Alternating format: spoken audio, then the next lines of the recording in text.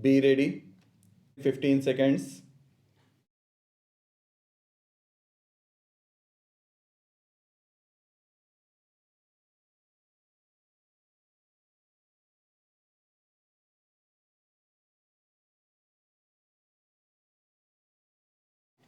This exhibition highlights our skills, capabilities, and expertise in chemical and allied industries. It also affords an opportunity to our overseas friends to know the progress of our chemical industry and the sophistication and quality that it has achieved. While the organized sector has developed adequate communication channels, the potentialities of the small scale industries are not widely appreciated. I hope that the Chemtech exhibition also projects the progress and prospects of the small scale sector in our country. The chemical industry in our country covers a wide spectrum of industrial activity, varying from giant petrochemical complexes to the small units formulating paints and varnishes.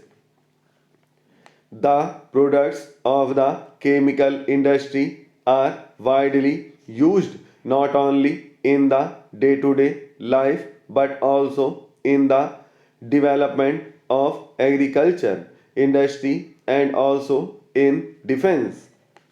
The chemical industry has made a significant contribution in augmenting food production by supplying fertilizers and pesticides. It has also helped in relieving pressure on cultivated land by substituting cotton by man made fibers. It has contributed in the conservation of water resources by providing organic water retardants and polymers for canal lining. Chemical products have improved construction materials and substituted scarce materials by engineering plastics and nylon. It ranks as the fourth major industry in the country today. The investment in the industry has increased from rupees 300 crores in 1961 to over rupees 2500 crore presently. The export of chemicals last year has been of the order of rupees 165 crore. The range of products exported include drugs and pharmaceuticals, dyes, agro-based chemicals, etc. Not only are the chemicals diverse in nature, but these have been exported mainly to the developed countries of West Europe, North America, and East Europe.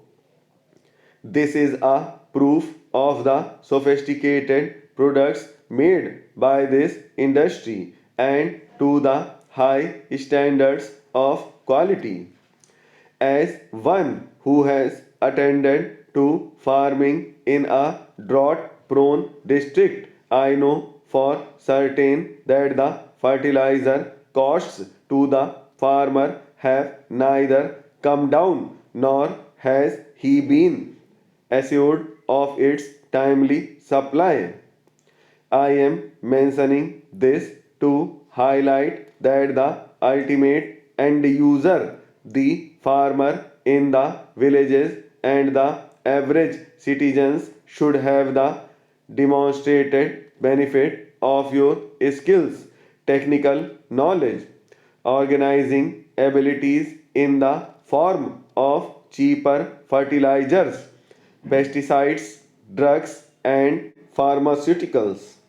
This shall lead to further growth there. The chemical industry is technology intensive and there is need for continued research and development in the process and equipment field. The technologies involved are multidisciplinary and fast changing, necessitating continuous research and development effort to enable the industry not only to keep abreast of the latest developments abroad but also introduce new products, processes, and materials of construction. The Council of Scientific and Industrial Research is playing a very useful role in developing domestic technology suited to our needs and in contributing to our national goal of increasing self reliance. It is equally gratifying to note that a large number of units in the drugs, pharmaceuticals, and chemical industries have set up research and development laboratories. As you are aware, my government is bestowing special attention to the rural development, maximization of employment opportunities, and decentralized industrial development. If the rural incomes are to be plugged back into industries, it must be preceded by some well demonstrated examples of plants located in the rural areas and processing agricultural materials to bring the benefit of steady price for the farm produce and a share in the value added by processing along with agro engineering. The agro processing units have to be developed in the rural areas. I am sure chemical process plant manufacturers will play their rightful role in this regard. The chemical industries, by their very nature, pose problems of industrial hygiene not only to the workers of the industry but also health hazards to the community arising from pollution and disposal of effluents. There is urgent need to devote greater attention to disposal of industrial wastes. Indeed, valuable raw materials could also be recovered from such wastes. Greater attention needs to be focused on effective recycling of industrial wastes, production of fertilizers from sewage and spent wash of sugar distilleries, etc. Effective pollution control cannot be brought about only through legislation. It is imperative to develop a social awareness on the part of industry to recognize its responsibility in ensuring protection of the environment and society from the threat of pollution.